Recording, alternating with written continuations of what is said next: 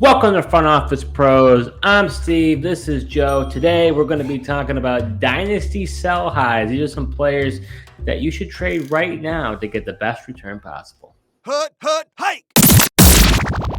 So, Joe, who do you got as your first Dynasty sell high? First Dynasty sell high, Steve. I'm going to go with running back Kyren Williams. I know he had a really good year, was, really the second running back behind Christian McCaffrey, but I think a lot of things lined up for him. I think he's in for a little bit of touchdown regression. I think 12 touchdowns will be a hard number for him to reach. Also, he's a guy who's had some injury concerns. He's under 200 pounds at the running back. Not sure if he can continually handle this 200 plus carry workload year in, year out. So, and I don't know if, Kyren Williams, his value is sky high right now based on how he performed this past year. And this might be the highest he'll ever get. Yeah, I highly considered having him as my Dynasty sell high as well. So I agree with you. Had a foot fracture, also had a ankle sprain.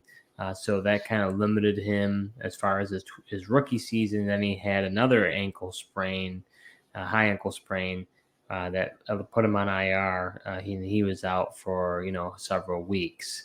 So I agree with you. Off the top of your head, Joe, anybody that you would say that you would be willing to trade away Kyren Williams to acquire, what players?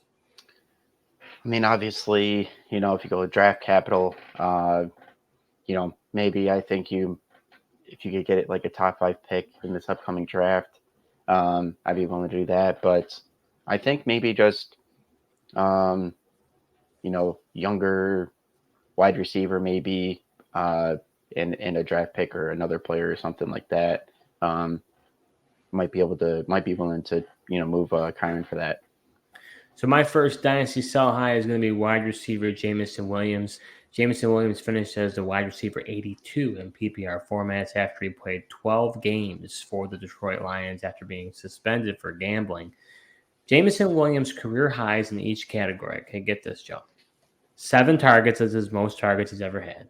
5 receptions, 69 receiving yards, and then 2 touchdowns, which was the most recent performance against the Niners. He had a rushing touchdown and a receiving touchdown. Never had a multi-touchdown game. And we did a poll on the Front Office Pros Twitter, or X, I should say. And interestingly enough, that most people disagree with me. Most would say that you should buy him and not sell him. But in my view, I would sell him. I think this Jared Goff-led Detroit Lions, they just don't know how to use him. He's currently third fiddle, in my view, behind Amon-Ra St. Brown and tight end Sam LaPorta. And according to a Dynasty trade value chart over at Draft Sharks, I'd be willing to trade away Jameson Williams for Jahan Dotson and Quentin Johnston. I think both of them are going to have a little bit of a change of scenery. Harbaugh coming in for the Chargers. I think Keenan Allen may be on the way out. They got some serious cap issues they got to work through. I have faith that maybe Harbaugh can get the most out of Quentin Johnston. And then with Jahan Dotson, we've seen much more promise from him than Jameson Williams. And now we've got a new coach coming in with possibly a new quarterback. And if a new quarterback comes in, whoever it is, that completely changes the landscape of the offense. Yeah, you'll need that change for Jahan Dotson. He's a guy I had high hopes for, but then for whatever reason, Commanders, they really didn't use McLaurin and the receivers enough. Instead, they like to use the, Logan Thomas and Curtis Samuel, even at wide receiver. Just like, what are we doing here? But yeah, I think that's interesting. Thought it was interesting you mentioned Quentin Johnston. I brought him up before, but an intriguing guy, I think, in one of our trade videos, and you had said you didn't want anything to do with him, so interested by that. Well, I mean, I don't love him. I'm just saying, to me, I think I've seen more out of him than I have Jameson Williams. I think I could get Quentin Johnston plus for Jameson Williams, and I'll take that every day. Interesting. I might be on the other side of that. I'm sure I'll hear more about it another time. Who is your second Dynasty sell high? Second Dynasty sell high is going to be Nico Collins. And I know this might be a surprise based on the year that he had. Obviously, he had 120 targets, 80 catches, just under 1,300 yards receiving, and 8 touchdowns.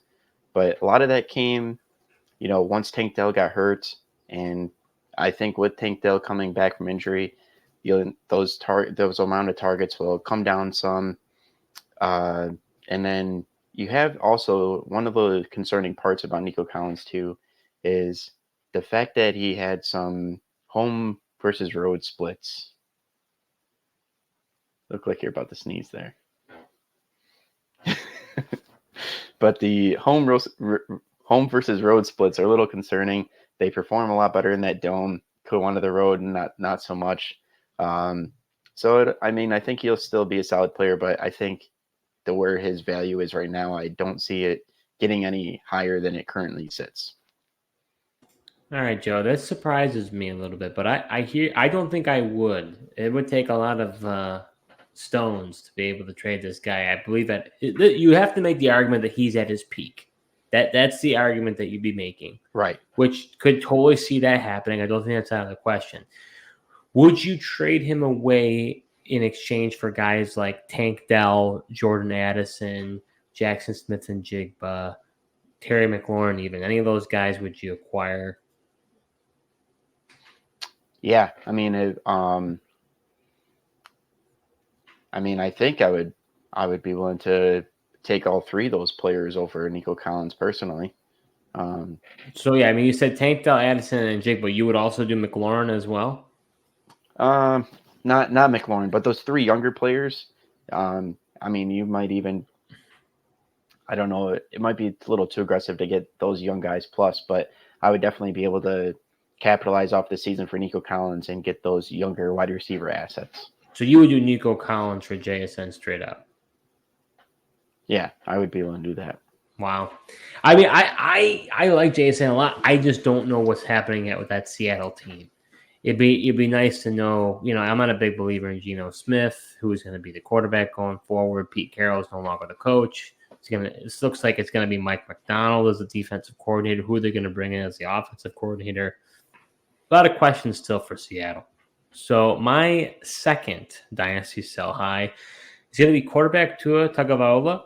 Tua finished as the quarterback 9 on the season, having career highs in attempts, completions, yards, touchdowns, and interceptions. This past season was the first time that Tua played an entire 17-game season. Although you could say those are signs to hold on to him, I think it's time to sell high. We've seen what this offense looks like without Tyreek Hill, and to be honest with you, it looks abysmal. And based on what Tyreek Hill says, he intends to retire in 2025 to be a stripper or whatever else he wants to do. So additionally, what? Okay, let's just we're gonna bypass that. Well, no, is that true? I'm caught up. I believe that is. I think he said. I don't want to cut it out if it's truthful. I had not heard that. He was kind of caught off. That's all. Anyways, back on the train here. Additionally, Tua's in a contract year. I think if the Dolphins have a poor season, Joe, I could see Tua being on the way out of Miami. And who even knows? I think it might be not. I don't think it's crazy to say Mike McDaniel, that seat might be getting a little warm. I know that might be kind of nuts, but I think that they have high expectations there. And if they don't, or it's going to have to be, we got to change the roster. We got to do a complete overhaul. We got to get rid of Tua. We got to figure something else out. Based on the Dynasty trade value chart by Draft Sharks, 2 players I would rather have and trade for is quarterback Jordan Love, who I think is on the ascend, and I have a lot more confidence in that offense and what LaFleur has done with him. And then maybe you'll be surprised by this, but I'd rather have quarterback Trevor Lawrence as well. Interesting. Yeah, I like this, sell high for Tua. One thing that concerns me is we don't know what his future is going to hold. I think after that playoff game with the Chiefs, I think the Dolphins really have to consider, is this the guy that we want to give a lot of money to and have long-term as a Miami Dolphin? Not so sure that they do. So we'll see what the next couple of years holds if they, franchise him or how they want to move forward with him, contractually. And if he's not with the Dolphins and Mike McDaniel, I don't know, changes. He's in the perfect offense for his style right now. And if he changes offenses, I'm not really sure. 100% agree with you. If you can get Jordan Love in, get by trading away Tua, I'd much rather have Jordan Love going forward at this point. That one might be hard to pull off. I think you could probably get Lawrence, though. Yeah, That's a tough one too. I don't know about Trevor Lawrence. Like he's another guy. Like if he can't get it done, is he going to be the long-term plan for the Jacksonville Jaguars? There's some unknown there. I don't know. So I looked up the plans for Tyreek Hill when he retires, Steve. Not quite the stripper, but he did say in an interview he wanted to be a porn star, surprisingly enough. Oh boy, I probably shouldn't even brought it up. But anyways, let's just go to the next thing here. Who do we got now, Joe? Who's your next dynasty sell high here? Yeah, my third and final one, Steve, is going to be I think it's going to be surprising to you, and that's going to be tight end Sam LaPorta.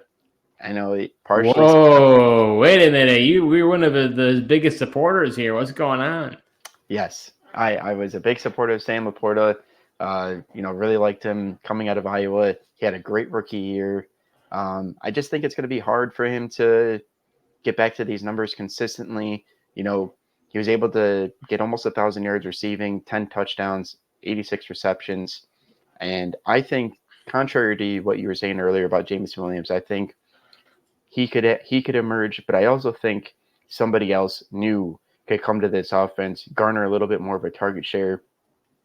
Jameson Williams is suspended for 6 games due to gambling at the beginning of the year, which really helped LaPorta. And then even Jahmyr Gibbs was out as well, which forced them to, they like to use him in the passing game and utilize his receiving ability as well.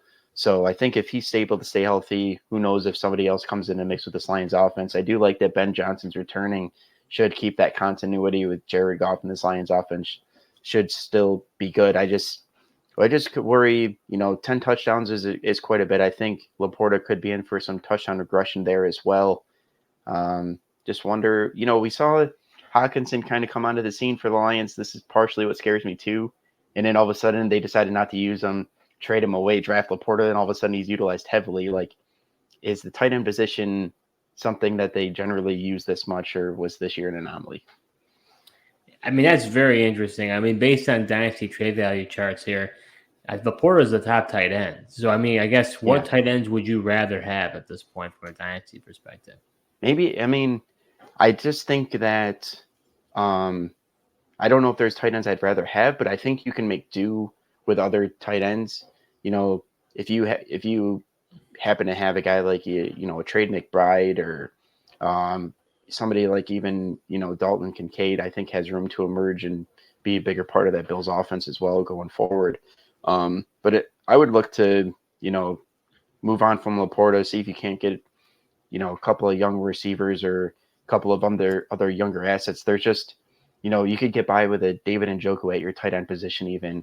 I just think there's other guys that you could trade LaPorta, get more assets, and then still make do at the tight end position without having like the top guy. So, like, for example, would you be willing to trade him away for a guy like T. Higgins, DJ Moore, Javonte Williams type? I mean, I think I'd be shooting for higher than those guys. I'm not just saying give up LaPorta for peanuts. I mean, this guy was number one tight end coming in as a rookie. This is a sell high. I don't think that'd really be selling high on him. What about like Ayuk?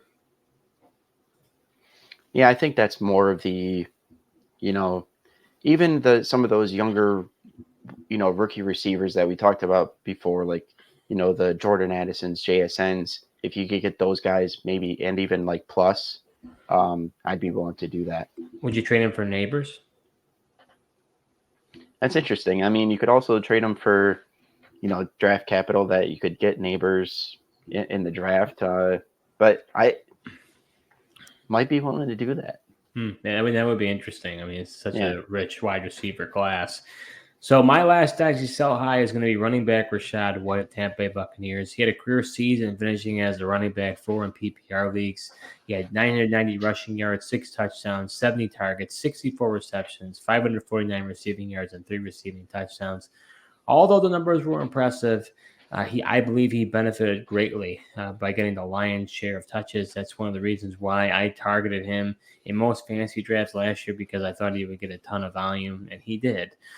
Although, and you pointed this out, Joe, he averaged 3.6 yards per carry, which was ranked 74th amongst running backs who had more than 100 snaps this season. I have two other concerns I have. One is I think this offense is going to look a lot different next year. Dave Canales just got a head coaching job with the Carolina Panthers, former OC of the Buccaneers. I think he's actually a very under the radar play caller. He was able to really turn rags to riches for Baker Mayfield and Geno Smith. Not to mention, I think that Mike Evans is going to walk in free agency, and who even knows that Baker Mayfield's coming back. So that offense in general could look completely different. I don't really have a lot of confidence in Todd Bowles, to be honest with you. Then the second thing is I believe that they're going to address running back either in free agency or the draft, which then that means that Rachaad White's opportunities are going to vanish. He'll still have some, but the thing is that he is a great receiving back, but he's not explosive enough, in my view, to justify his value. So I'd be willing to trade away Rachaad White and acquire guys like James Cook, and Tyjae Spears plus. I think I could get plus, but with Derrick Henry on the way out, I think Spears could basically become Rachaad White 2.0, although he's way more explosive than White. Just think he could get an uptick in volume. Yeah, I like this sell high.